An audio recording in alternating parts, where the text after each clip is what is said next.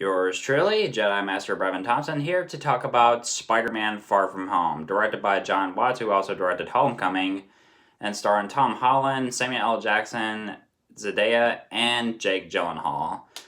So, this film takes place a couple months after the events of Endgame, and Peter Parker and his friends go on a high school trip in Europe.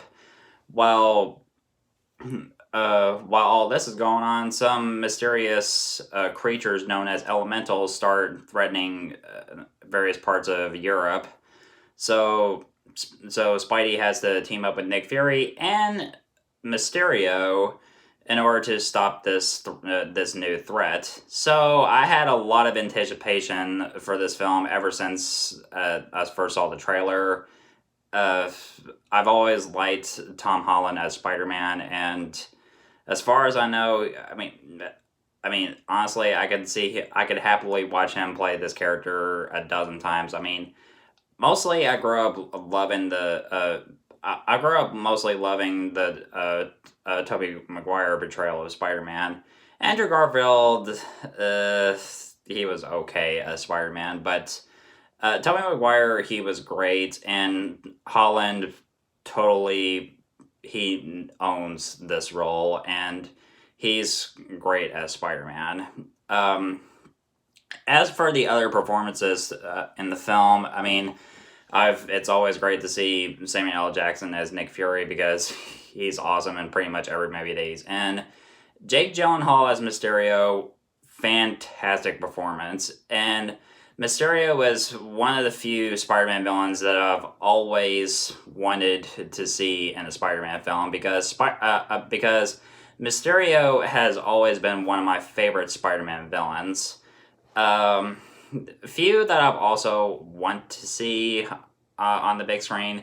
Another one would have to be Craven the Hunter because, I mean, sure, there have been select few incarnations of different Spider-Man villains that we've seen on the big screen. Mostly the Green Goblin and we've seen like um, two different adaptations of Venom. The one that we hate the most is mostly Topher Grace as Venom, but anyway, kind of losing sidetrack here.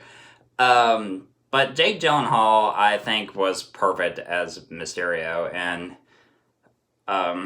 as for how everything plays out, well, I'll have to talk about that in a spoiler review. But the performances are hands down amazing, and I would say that I like this film a whole lot more than Homecoming, but because Homecoming, even though I thought it was great, there were some aspects that kind of bugged me. But in the case of Far From Home, there was a whole lot that got me so excited, particularly in the post credit scenes. Well, actually, the mid credit scene. I lost my mind, and I cannot wait to tell you about it in a spoiler review. But my reaction was like, "Oh my god, it really happened!" I'm like, "Oh my god!" I wanted to scream. I wanted to shout out in excitement. That's how happy I was. It was such a huge moment of fan service, and if you've seen the movie, you know exactly what I'm talking about. it was I'm like, oh my god, I can't believe that happened. um, as for the action sequences, they're pretty awesome, especially at the very end of the film that takes place in London. Uh, and some of the visuals, some of the best I've ever seen in a Spider-Man film. Uh, as for as for this film altogether, this is supposed to be the end of Phase 3. I almost thought that this would be the start for Phase 4, and I think I honestly think that it would have been more. It would have made more sense if Endgame was the conclusion to Phase 3, and as well as the Infinity Saga. But honestly, I think that that Far From Home kind of is kind of trying to set up what could happen in future Marvel films, because I mean, sure, we're gonna get a ton more Marvel films. Um, in the case for this one, I mean, I love it, and it's easily one of my favorite Spider-Man films. Uh, I mean, if you haven't seen it already, I recommend you stay through the credits. It is worth your time. It, it'll, I mean, and just trust me, please, please stay for it because you will not regret it. um, as for how the story plays out, I mean, I kind of feel strong in a way because throughout most of the movie, uh,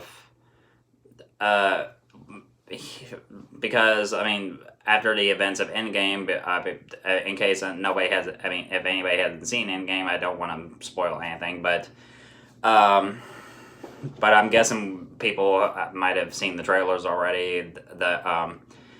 Peter has some big shoes to fill, that for Tony Stark, and since he's pretty much Tony's successor, I mean I mean it's kind of too much for him, and it's kind of like taking a big toll on his life because he's. I mean, what makes Spider-Man so great is that he's trying to balance his normal life while also trying to balance his life as a superhero, because I mean he wants to have a normal life while also being a superhero, and I think that's what they capture really well. And I mean, two of the best films I think captured that so well was Spider-Man 2 and Far From Home for sure, because in this case for me, this kind of feels like the MCU Spider-Man 2.